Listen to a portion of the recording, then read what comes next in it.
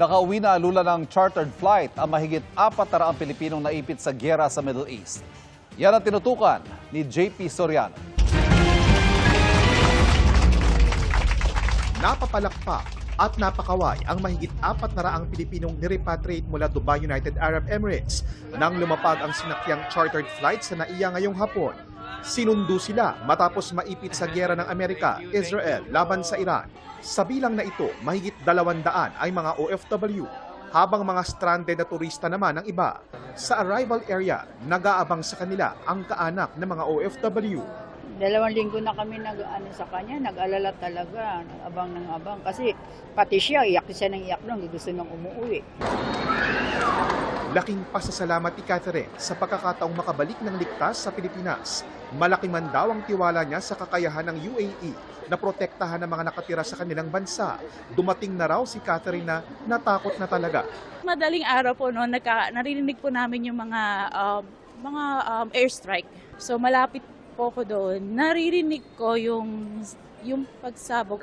Si Kenneth naman, nagkataon na nagbabakasyon lang din sa Dubai nang mangyari ang gulo.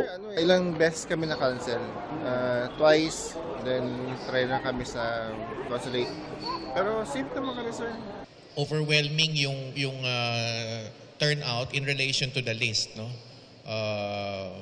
We almost had a near 100% dun sa original targeted number of passengers.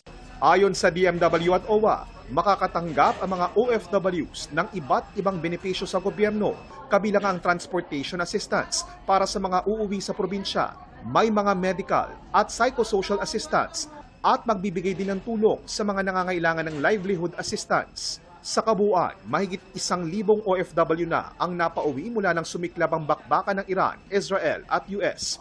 Pero marami pa ring mga OFW mula sa iba't ibang bansa sa Middle East ang itinatawid ngayon by land para maisama sa mga susunod pang repatriation.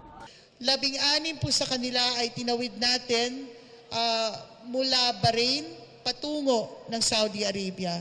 After po nito, meron din po tayong mga first flights from Saudi Arabia ng mga tinawid natin from Kuwait na ating mga kababayan. Ayon sa DMW, patuloy ang pagpapalista nila ng mga Pilipino na gusto nang umuwi mula sa Middle East. Bukas naman araw ng linggo, inaasang babalik na rin sa Pilipinas ang ikalawang chartered flight ng gobyerno ng Pilipinas, sakay naman na mahigit 300 OFWs galing naman sa Saudi Arabia. Para sa GMA Integrated News, JP Soriano, nakatutok 24 oras.